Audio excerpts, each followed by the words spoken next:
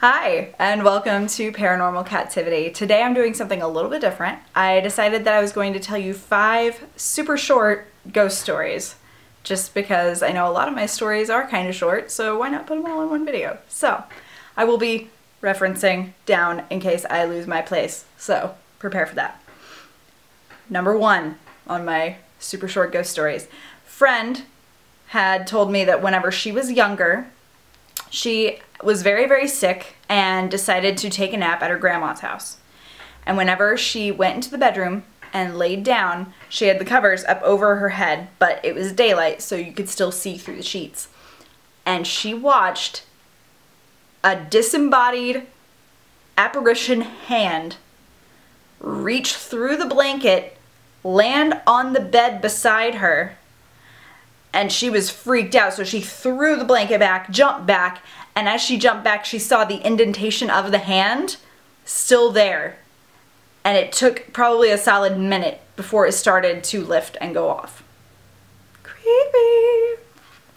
Number 2.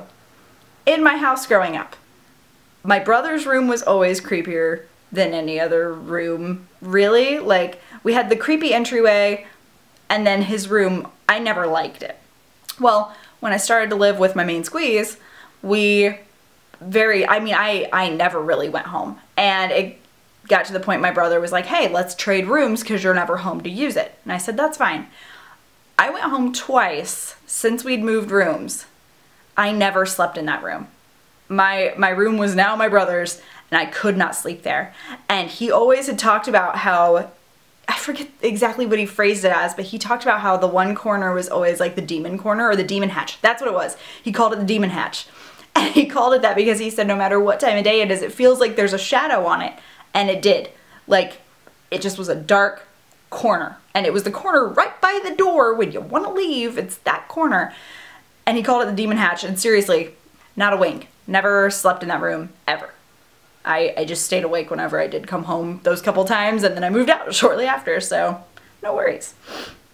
Okay, quick tale. Right after my grandpa died, this is story number 3, sorry for to say. Shortly after my grandpa died, they gave my dad this giant Bible in a box. It was something they got through like the funeral home, and my dad happened to be the one that got it. They had it out on the dresser in my parents' room, and I never really liked going in there either. I guess my whole house creeped me out, but I never really went in their room very often, but I saw that the Bible was laying out on their dresser, and I sometimes like to borrow my mom's jewelry. So I think I went in there looking at jewelry, and I happened to walk by and look at the Bible, and it was open to a certain page. And if you ever heard of like bibliomancy, I didn't realize that I did that, but if you've ever opened a Bible and pointed and read a verse, or any other book for that matter, it's called bibliomancy, and it's a form of divination. So I just was looking at the book while it was open, and I was going to read the first thing that my eyes landed on. And as I looked down to focus, the pages start turning. And I'd been in that room a couple minutes, and it was still, nothing had happened, and the pages just started moving, and I was like, I'm out, thanks Grandpa, bye. So there's that one. Number 4, I remember when I was little, I got a Casio keyboard from my grandma, and I had all of my toys set up, and I'd taken like some lessons and I was playing around with it, and I was trying to sing, I believe, Silent Night to my dolls. And I had this stuffed doll. She was just a rag doll, like just the shape of a person on front and back sewn together with like painted on clothing, like, or no, the clothes were sewn on. Yeah, but she had painted on shoes and painted on face. That's what it was. And I was singing to her, and I swear to you, I heard that doll singing with me. The voice came from her. It was a little girl's voice. Never had any other instances with weird things coming out of that doll other than that one instance, but I really remember being upset and kind of sad and really wishing that I'd hear something sing with me, and I did. Could have been all in my head. Either way, creepy haunted doll thing. Figured I might as well share. So, and let's see. What should my last story be? Story number 5. This one's just kind of like a dorky story. It's not really a ghost story. But when I was little, I really liked like the idea of playing Bloody Mary. I thought it would be really cool.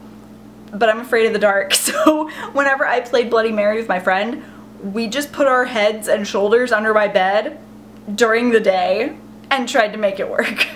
It never worked. But in addition to that, I will also share that I'm kind of afraid of the dark. And the reason being is growing up in that house, I would hear, like, I'd be asleep in my bed, and I've trained myself now, I can't sleep without blankets over my head. Even in like cars and stuff, I have to have blankets over my head. And it's because I used to hear somebody pacing through my room at night, and like they would stop right next to my bed and then they'd keep walking and it'd just go on and on and on for hours. And so I would, you know, like talk to it, sometimes out loud, sometimes whispering, sometimes mentally, and just tell it like, you know, I'm glad you're here, but you need to leave me alone because I can't sleep and I don't like that you freak me out, so you need to just back off. Sometimes it would work, sometimes it wouldn't, but still to this day, like, I'm getting better. I can sometimes sleep with the lights off if the street lights outside are really bright or the full moon's out or it seems really extra bright outside, so it still isn't dark in the room, but I can't sleep in like a pitch black room. It's unsettling to me, and I imagine that I hear all kinds of things, and it's totally creepy to me. So those are my 5 quick scary stories. Hope you enjoyed them. I will talk to you again very, very soon. Have an amazing day, and yeah, stay spooky. Bye!